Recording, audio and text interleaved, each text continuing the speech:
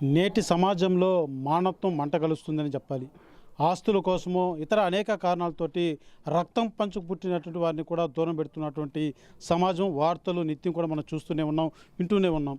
అయితే ఒక రైతు తన నాగలికి ప్రాణం పోసినటువంటి గోవు ఎద్దు చనిపోయినటువంటి పరిస్థితి. అయితే ఈ ఎద్దు మరణాన్ని తట్టుకోలేక కుటుంబ సభ్యులు గ్రామస్తులంతా కూడా ఒక ఇంటి సభ్యులాగా ఇంటిలో ఒక బిడ్డలాగా చూసుకున్నటువంటి పరిస్థితి. అలాంటి ఎద్దును కోల్పోవడంతో ప్రతి ఒక్కరూ కూడా కన్నీరు మున్నీరు అవుతున్నటువంటి పరిస్థితి.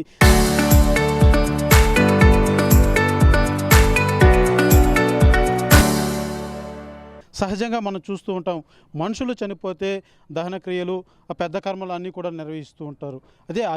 అదే స్థాయిలో ఏమాత్రం వెనకడుగు వేయకుండా దానికి మించి మరింత స్థాయిలో కూడా మనం చూడొచ్చు. అలంకరణ కావచ్చు, వాళ్ళకు ఉన్నటువంటి ప్రేమని చాటుకుంటున్నటువంటి పరిస్థితి మనం చూస్తున్నదే ఎద్దు.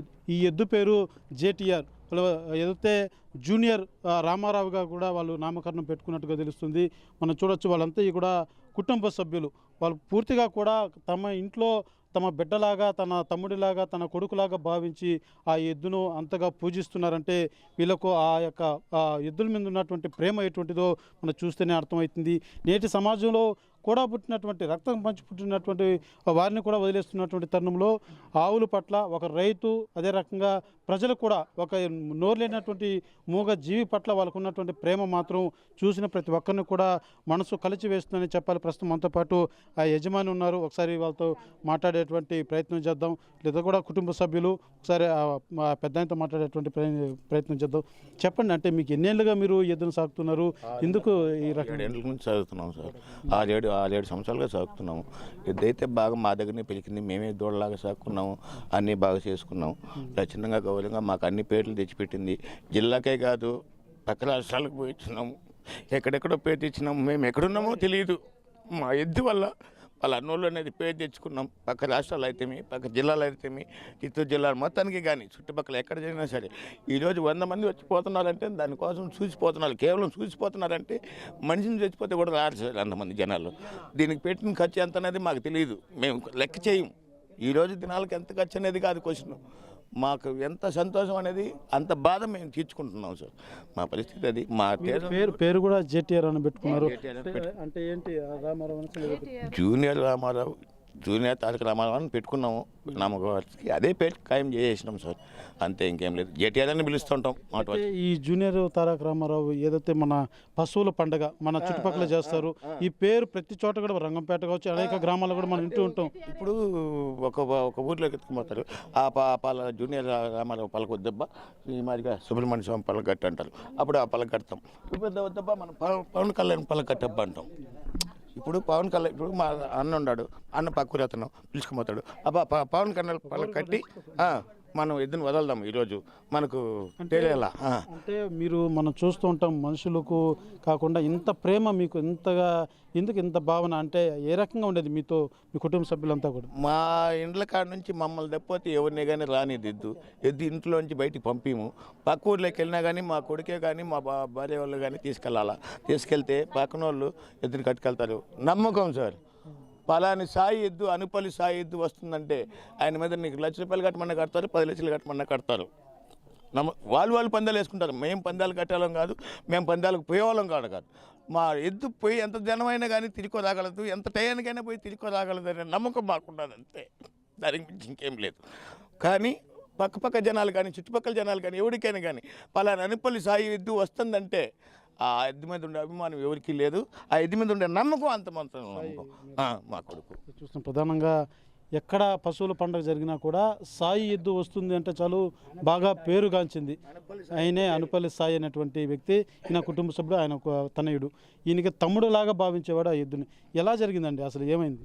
చంద్రగిరి నియోజకవర్గంలో పండుగ జరుగుతుందని 22వ తేదీ ఫెస్టివల్కి తోలుకొని ఉంటే అన్ని గిస్సు అన్నీ వేసామన్నా. వేసి దారాలు తెగిపోయాయి. ఆపోజిట్ వ్యాన్ ఉన్నింది. వ్యాన్కి పోయి నేరుగా గుద్దుకొని మైండ్ అప్సెట్ అయిపోయే లోపల అక్కడ వద్దనేసి ఇంక ఇంటికే వేసుకొని వచ్చే లోపల డైరెక్ట్ కోమాలోకి వెళ్ళిపోయేసి ఒక 4 days ఉన్నింది.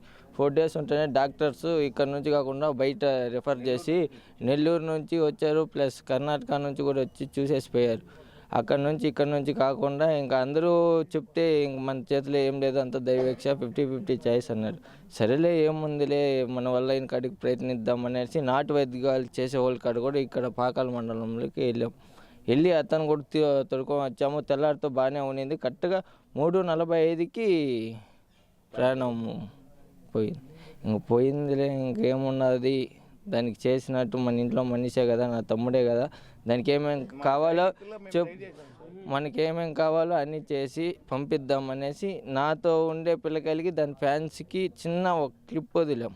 ఇట్లా జెటిఆర్ ఇంక లేదు, మనం వదిలి దూరంగా వెళ్ళిపోయింది అనేసి ఒక క్లిప్ వదిలే లోపల కరెక్ట్గా 1.5 అవర్లో చాలామంది వచ్చారు. చెప్పలేనంతమంది వచ్చారు.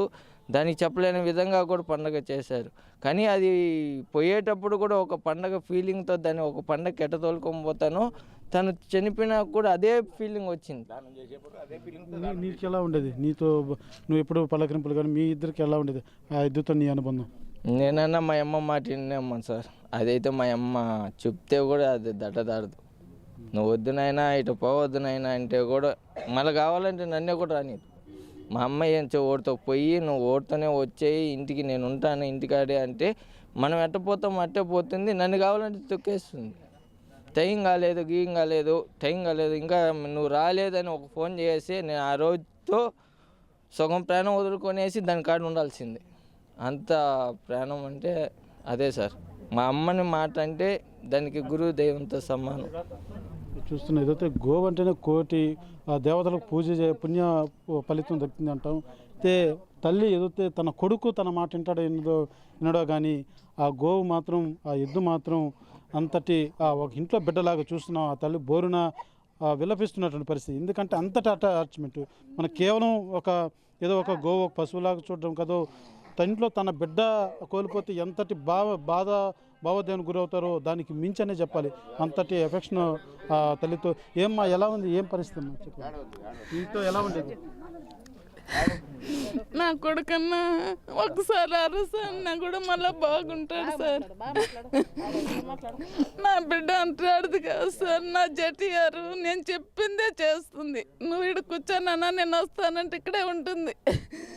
నేనేమో అన్యాయంగా బొంగొట్టుకున్నా. నా బిడ్డకి ఏదో చేశారు సార్. నా బిడ్డ అందుకే పాడైపోయింది.